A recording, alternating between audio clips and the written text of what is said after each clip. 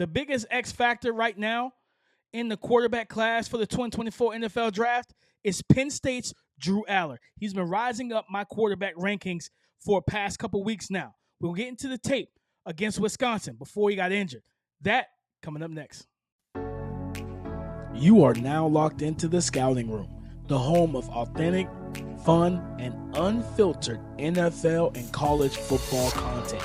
We will bring you film breakdown and analysis, hot topic discussions, and in-depth NFL draft prospects.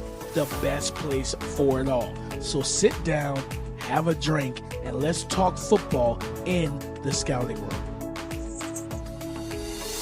All right, guys. Film breakdown. Quarterback from Penn State, Drew Allar, on the road at night, last Saturday night against a tough Wisconsin defense. Let's get into it.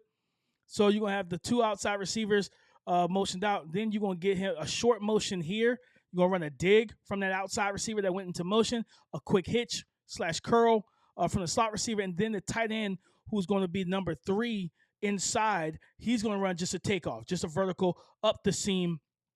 And I appreciate that short motion, right? Get guys set up. Nice little move here. What I like that Drew Allar is able to do, you see the quick pressure. He's not fazed by it in terms of he doesn't panic. He stays calm, stays cool, stays composed and patient. Evade, climb the pocket, make a throw on the run. He's athletic, right? He's an athletic quarterback. And I think he's like 6'5", like 240, 235, 240, somewhere in there. We'll get the verified measurements when that moment comes, right? But still, yet as you look at this play, you're gonna see him. He's killing it. He's killing it. Now he's telling him to come into motion. He knows what he wants. He likes what he sees, and I appreciate that. Well, you didn't see that a lot from him last year. That confidence pre-snap, and then also adjusting to what the defense throws post-snap. So we're gonna have a quick slice through the gap by that interior defensive lineman for Wisconsin. He sees it. He feels it. Climb up the pocket, right? Now, roll out. Keep your eyes down the field. Make a good throw on the move. You got to appreciate plays like that. I like this right here because you get basically a quad stack. 4 receiving targets. One of them is a running back. This right here, you push. This is simple. I want one-on-one. You're going to have a safety. You're going to have the single high safety in the middle of the field, and you're going to have a slant backside. Of course, you can go to the quad look, and you can throw that quick screen, and you got 3 blockers. It's 4-on-4, right? It's even numbers, and you just tell your running back, make your guy miss. But what I appreciate here on this play is we're going to see as we let it roll, the foot quickness. He is a left foot in the shotgun. He's a left foot forward, right foot back type of quarterback, and you see it here. But it's the quickness. He quickly and efficiently gets his feet set post-snap, just nice and easy, and it delivers an accurate throw right between the numbers and the ball placement, right? Putting it where it needs to be, but putting it to a point with precision where your guy can make a play after the catch and get some yards after that. Here we're going to have basically mainly hitches with an in breaker from the boundary slot, which is at the top of the screen. The slot here at the bottom of the screen is going to run basically like a fade route. He doesn't throw this ball to any of these guys. And for me, it's like, okay, you have outside receiver here, number 5. He's open on the hitch. But you can already tell that Drew Allar's head, he's moving right through his reads. You're going to have that in breaker. He loves to throw the in breakers, the slants, the digs, those type of routes, those crossers. He wants to get the ball in the middle of the field. That's why I think his skill set and his game translates so well to the NFL. But again, you do have a quick hitch on the outside. You can rip that throw. He has the arm talent. Instead, he kind of scatters. He moves in the pocket, but there's nothing available, nothing there, and he waits too late because he's more than a functional athlete. He gets into trouble and he takes a sack. You don't want negative plays like that. Here we're gonna get the motion from the running back where you can kind of show that pop pass, that jet pop pass, and everything, or just a jet sweep in general. But you're gonna get pressure. You're gonna have a free runner in your face. Now replace and beat the blitz with a quick pass and a quick outlet. Get the ball to your talented 6'6", 240, 45-pound tight end and Tyler Warren, who's a good player in his own right.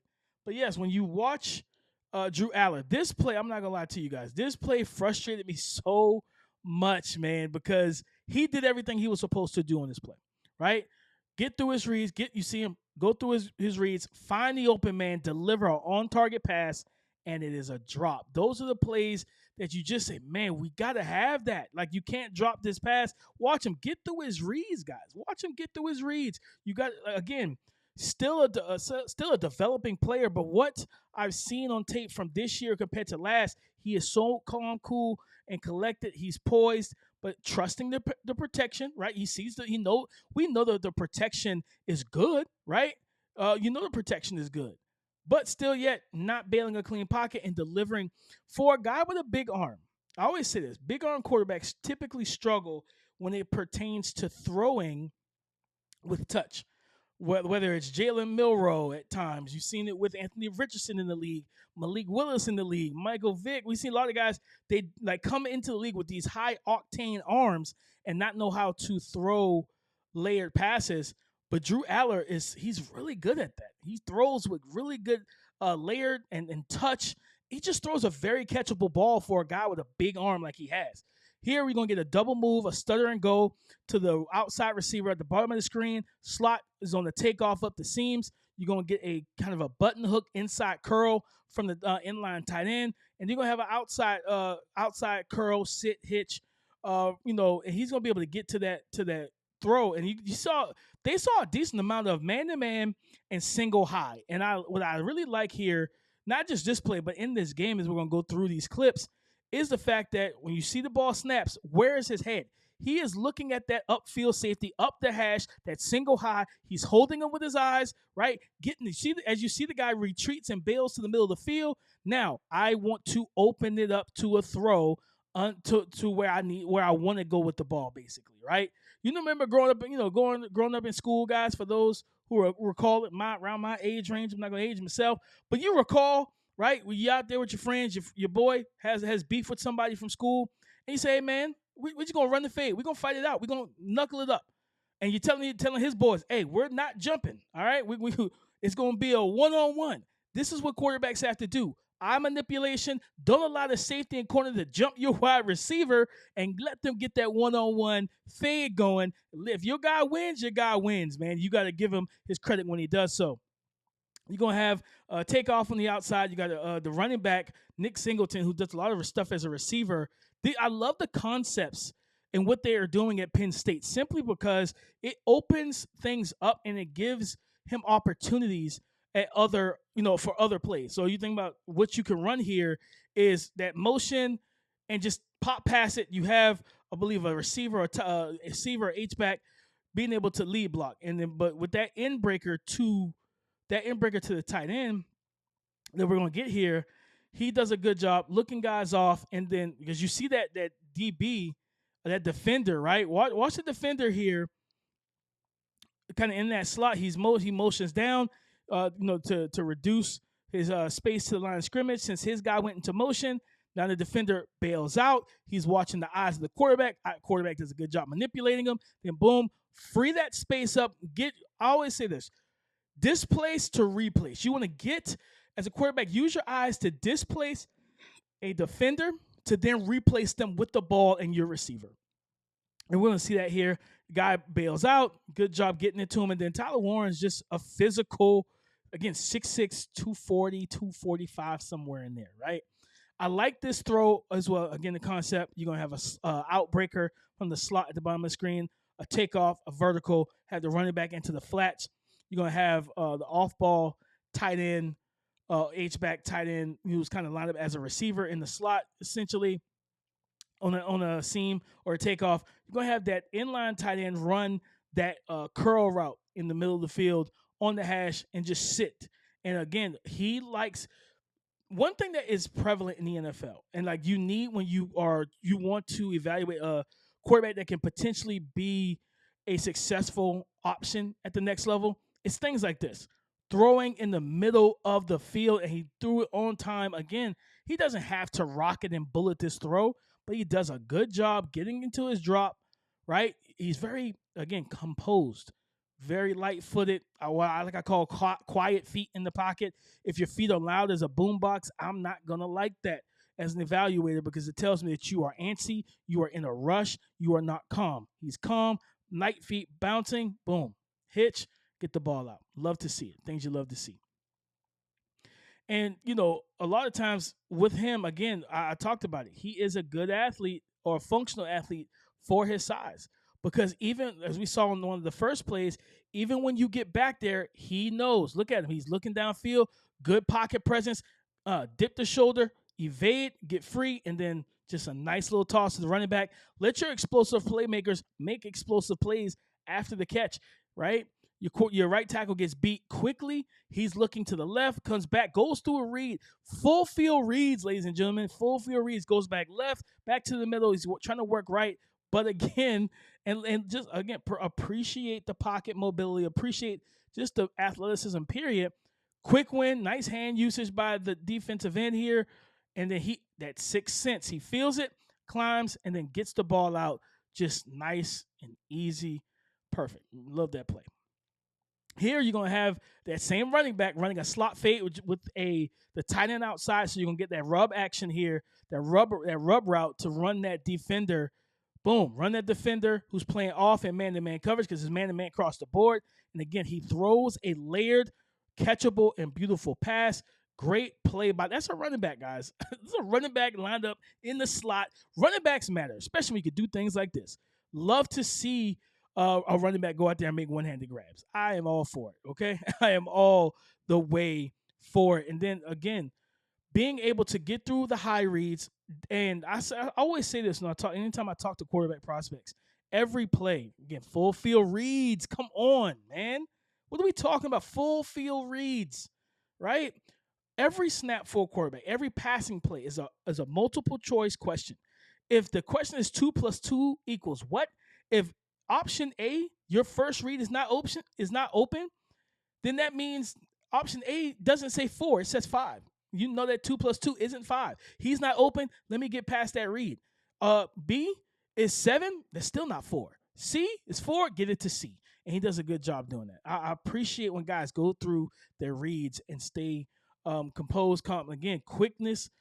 And here, does not panic, does not take the sack either, right? He took that sack earlier and was critical about that, right? Like, make a play. Activate your legs. Use your athleticism, your mobility. Here, pulls that guy towards him, be able to work through and get upfield. I like how they set them up with the tight end, and lined up as the quarterback. They get a lot of motion, some eye candy, misdirection stuff, pre-snap. Get through your reads, tick, tick, find something, get something, make something out of nothing. That's what we want to see. That is what we want to see. Now, this is a throw I love. Look at where the receiver is and where he is as a passer. He is about to let this ball go. The receiver's not out of the break, but the ball has already left his hands. Good, 5-7 yards upfield. But the placement of it, right? Like, he tries to throw, he throws. I love the anticipation, but I would say, hey, let's make sure the location of that ball is, because you got to understand the athletic profile of your receivers as well. This wasn't a situation where you're throwing to a guy that comes out of the break with immense explosiveness. You're not getting that here. And like the throw would have been nice if you were throwing to somebody like Jamar Chase, like a Justin Jefferson. You throw to a guy like that, they come out of the break, they're closing, and they're working downhill quickly. And that's just, to me, a timing thing. But he does a good job, again, anticipating the throw. He sees the leverage, reads the leverage, and tries to exploit it. Good decision, not great throw. Not a great throw. Almost done here, guys. Again, I like the concepts similar to earlier, right? You're going to have another stutter and go. You have an in breaker, inside curl, and then a curl on the opposite side. They ran this concept earlier in this game, and they came back to it. And again, the anticipation. He is winding to throw, and the receiver is nowhere near like his break point. And now he's sinking, right, to break, and the ball is already out. He turns, and I love the anticipatory throws that we get from Drew Allar. This young man is good, guys. He is a good player, and we have to – I think that if he's healthy, I'm hoping he's healthy enough to go this weekend against Ohio State. If so, and this is the play, I believe this is the play where he got hurt, And again, it was just this is where he took a sack. He's trying to be big and strong and physical. Sometimes, hey, I said it last week, when I did the Cam Ward breakdown. Like Pop said on Friday, you live to fight another day. You live to throw another day. Get the ball out of your hand, Drew. You are too valuable to be dealing with things like this, man. But good performance in the game in the first half. That's the breakdown of Penn State starting quarterback Drew Allar. When it comes down to the 2025 NFL draft class, he is the X factor for me.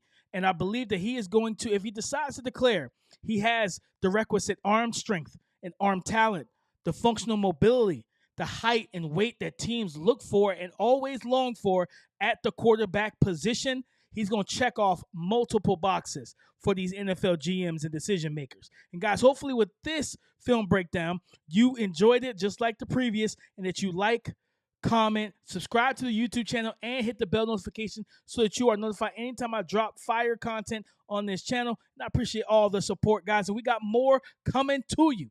So remember, stay tuned with me here at the Scouting Room.